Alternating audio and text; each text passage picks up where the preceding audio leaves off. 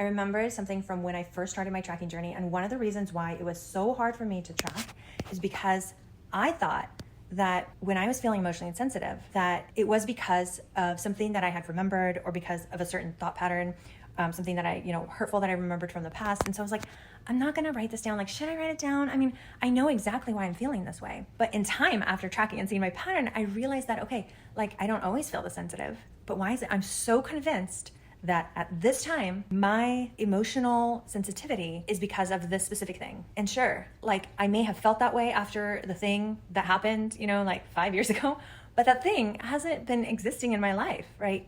But when I would experience certain hormonal shifts, it would make me more sensitive. And because I already had experienced, there was just this more natural pull towards certain experiences. And so that was like a huge eye-opener, is that even when I'm convinced that I know exactly why I feel the way that I feel, write it down, track it, so you can begin to see that, oh, wait a minute. Okay, yeah, it's true that I'm feeling this way because of this experience, this incident or whatever.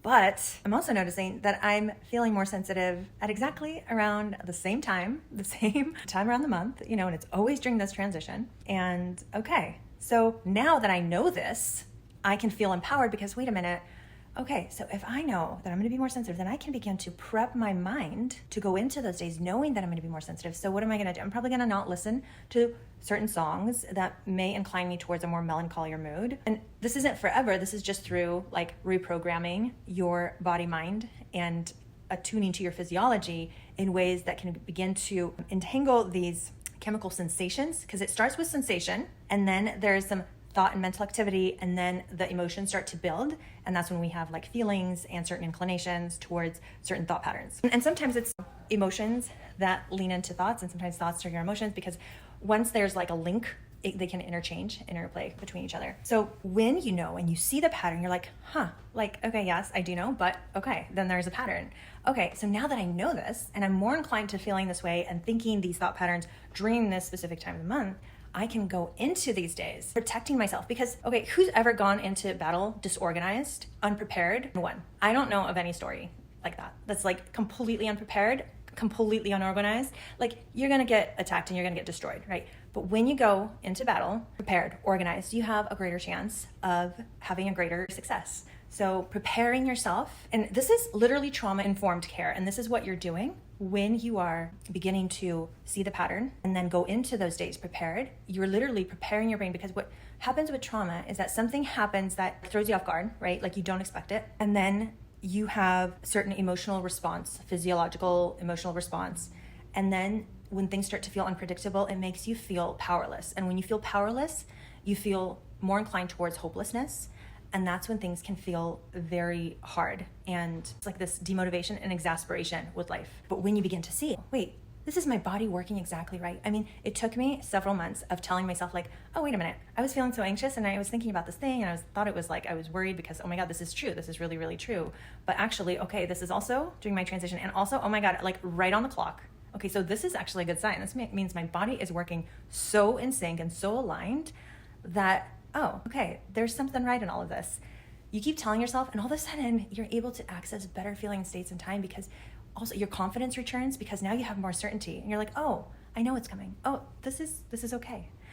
There's nothing like being hit with an emotional storm, not knowing how long it's going to last, not knowing why it like takes over. And then you're crying or like upset because one, you're upset, you've like accessed a linked thought pattern. And then you're not sure when it's going to come again. And then because of the hormonal chemical sensations, you don't know what's going on. It can exacerbate. When it happens enough times and you feel powerless, emotional response can feel overpowering because you feel like it's random, it's spontaneous, you have no control. And so, yes, there could have been this experience. But then maybe, you went through a certain season and it didn't work out the way you wanted them to. And then you keep having this time of the month and you're inclined towards certain sensitivity. And for some reason, your brain keeps like latching on to this linked thought pattern. And then you get caught up in like certain emotions, and then you don't realize that, oh, there's actually structure to this. There's actually some intelligence to this. There's actually more beyond this. And then once you begin to see, oh, okay, I'm more sensitive during this time. And the thing is that the sensitivity, it's not like inclined towards one emotion. It's just chemicals and sensations, and they can tip either way, right? Depending on your preparation, depending on how many times you've met yourself with mindfulness and reminders and preparation so you can mentally adjust. Like a huge part of trauma-informed care, just like any kind of healing, is mental preparation. And then once you start feeling safe and you start seeing that, oh, okay, yeah, everything's working exactly right. You keep telling yourself, you're literally giving your brain a new link, a new route to go down.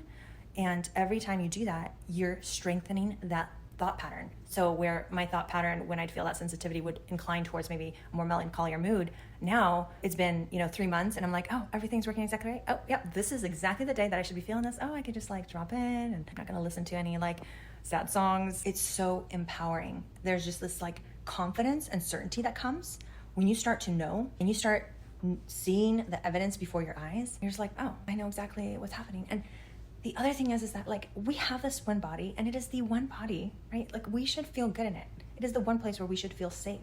It's the one place where we should be able to like feel at home, right? No matter where we are. If we can do that, like that is such a powerful place to be. So I'm gonna leave you with this. Even if you're convinced that you know exactly why you're feeling the way you're feeling, just write it down. And in time, you'll be able to see whether this was actually a thing or was this like a hormonal fluctuation. And what I've noticed is that over time, I began to be able to see how becoming more attuned to my body has helped me drop into myself a little bit more.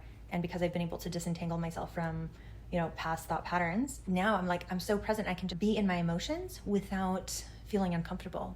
Like I can cry all the time, but it's just like in the present moment. And it's like over like really sweet things. And it's just, I feel so comfortable with it. I don't feel like it's out of my control. I feel very present. It's very aligned with my thought patterns and things that like I feel for. So it's super, super empowering, super worth it. And it's the one of the major things that I wish I could go back and do when I was younger is track my hormones.